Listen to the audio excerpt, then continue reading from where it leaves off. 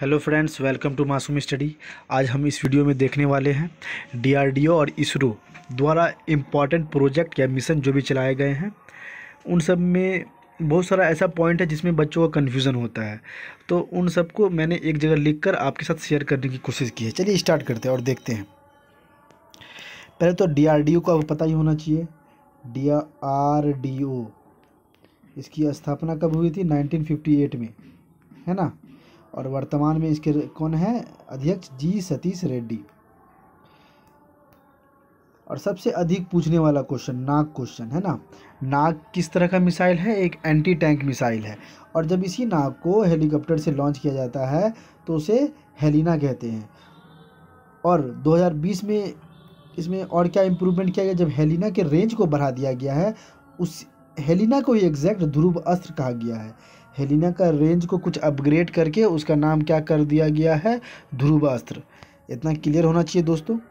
अब नाग के बारे में और क्या जान लेते हैं। जब नाग जो एंटी टैंक मिसाइल है टैंक से लॉन्च किया जाता है तो उसको क्या नाम बोलते हैं? नामिका। और अक्सर कर आपने देखा होगा नाग से क्वेश्चन रहता ही एग्जाम में। नामिका मैंने अच्छे से लिख देना है, नामिका। ठीक है दोस्तों। अगला क्वेश्चन देखते हैं। रुद्रम, ये क्या है? Anti radiation missile. हाल में ही हुआ बीपीएससी के एग्ज़ाम में इससे क्वेश्चन बना था कि इनमें से कौन सा है जो एंटी रेडिएशन मिसाइल है? तो रुद्रम। और ये किसके द्वारा लॉन्च किया जाता है? किससे? कौन से जेट इंजन से? Sukhoi 30 MK1। और ये किस तरह का मिसाइल है? Air to surface. ये भी आप याद रखिएगा।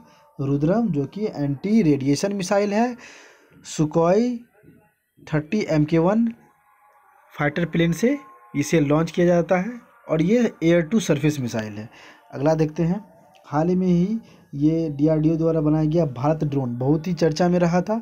और ये स्पेशली क्यों बनाया गया है कि ये LAC लाइन ऑफ अक्षय चीन, है ना, तो उसमें निगरानी के लिए भारत ड्रोन को डीआरडीओ द्वारा बनाया गया है। अगला देखते हैं। रडार एक्स, तो ये क्या है? Explosive detection device. एक्सप्लोसिव मतलब आप जानते होंगे कहीं पर भी अगर बम वगैरह कुछ रहा उसको आराम से ये डिटेक्ट कर लेगा। इसका नाम है रडार एक्स। ठीक है। अगला देखते हैं। मरीच, इसको मिर्च बोलते हैं ना, जैसे टोटल इंटरनल डिफ्रैक्शन, मरीच, उस तरह का ये एक डिवाइस है, नाम उसी से रिलेटेड है। और ये क्या करता है? Anti torpedo decoy system. मतलब कि टॉर्पीडो आप जानते ही होंगे, सबमरीन के द्वारा लॉन्च किया गया मिसाइल को टॉर्पीडो कहते हैं। अगर कोई टॉर्पीडो लॉन्च किया गया है तो उसको ये आराम से डिकॉय कर देगा। मतलब कि ये इस तरह का कुछ डिवाइस है जो अलग अलग तरह से इस मिसाइल को अपने पाथ से दूर कर देगा। बेसिकली यही है। तो मरीच नाम है, एंटी टॉर्पीडो डिकॉय सिस्टम। अगला देखते हैं। कोविड-19 के लिए तो मैंने क्या किया है, डीआरडीओ ने कोविड-19 के समय में जो जिस तरह के भी कोई भी इक्विपमेंट या कोई भी सिस्टम निकाला है तो मैंने सारे को एक जगह लिख दिया गया है। सुमेरा पैक, ये डीआरडीओ द्वारा लॉन्च किया गया है।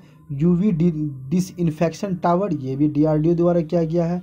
आईना, ये भी डीआरडीओ द्वारा लॉन्च किया गया था। अगला है अल्ट्रा स्वच्छ, ये भी डीआरडीओ द्वारा चलाया गया था। ध्रुव, ये भी डीआरडीओ द्वारा चलाया गया है। और कोविसैक, ये भी डीआरडीओ द्वारा चलाया गया है। तो आप इन सातों का नाम याद रखिएगा। ये इनमें से कुछ है जो कोविड को डिसइंफेक्ट करता है, कुछ है ऐसा सिस्टम जो कोविड लोगों को में कोविड फैलने से बचाएगा। इस तरह कुछ कुछ प्रोग्राम है। तो Sumera pack, UV disinfection tower, Aaina, ultra Swachh, Dhruv और कोविसैक, ये सात आपको याद रखना है जो कोविड से रिलेटेड है। और ये सब सारा डीआरडीओ द्वारा चलाया गया था। अब देखते हैं इसरो द्वारा दो इम्पोर्टेंट क्वेश्चन ज़्यादा 2020 में कोई ज़्यादा सैटेलाइट लॉन्च तो हुआ नहीं, पर दो इम्पोर्टेंट है। आप इसे याद रखिएगा कि 2020 में पहला सैटेलाइट कौन सा लॉन्च हुआ था? GSAT-30, है ना। ये कहाँ से लॉन्च हुआ था? एरियाना, फ्रेंच गुयाना से। और ये किस मिसाइल से लॉन्च हुआ था? एरियाना 5 BA-251, है ना। ये फ्रेंच मिसाइल है, सबसे हैवी लोड ये लॉन्च कर पाता है। तो GSAT-30 हम लोग का क्या है? ये सैटेलाइट है। पहला 2020 का। और दूसरा जो ज़रूरी है इम्पोर्टेंट याद रखने के लिए, क्या, रीसेट 2BR1, ये 2020 में दूसरा लॉन्च किया गया था। और इसका खासियत यह क्या है, ये 50वां लॉन्च था इसरो द्वारा, 50वां लॉन्च इसरो ही द्वारा लॉन्च किया गया था।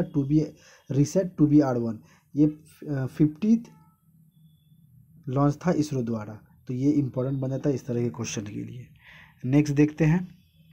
हाँ, एक इम्पॉर्टेंट है, इसरो 2025 का टारगेट रखा गया है। इसरो और फ्रांस मिलके एक वेनस मिशन लॉन्च करने वाला है जिसका नाम है शुक्रयान, है ना।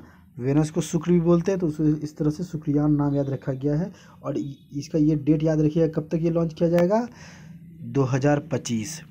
और इसमें एक और इम्पॉर्टेंट है कि चंद्रयान 3 भी लॉन्च किया जाएगा 2021 के मिड में। इस तरह का प्रोग्राम सरकार द्वारा चलाया जा रहा है इसरो द्वारा। अगला देखते हैं,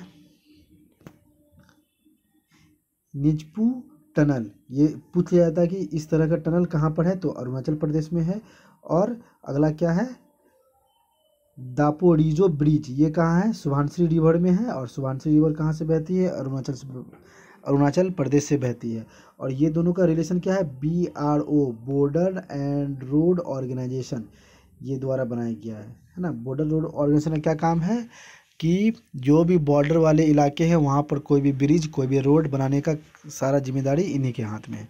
तो ये दो इम्पोर्टेंट ब्रिज है जो हाल ही में चर्चा में था, और एग्ज़ाम में क्वेश्चन यहाँ से बन सकता है। चलिए, उम्मीद करता हूँ ये वीडियो आपको अच्छा लगा हो। मैंने सारा इम्पोर्टेंट जो भी मुझे समझ में आया मैंने आपके साथ शेयर किया है। अगर वीडियो पसंद आए तो सब्सक्राइब कर दीजिए चैनल को। Thank you.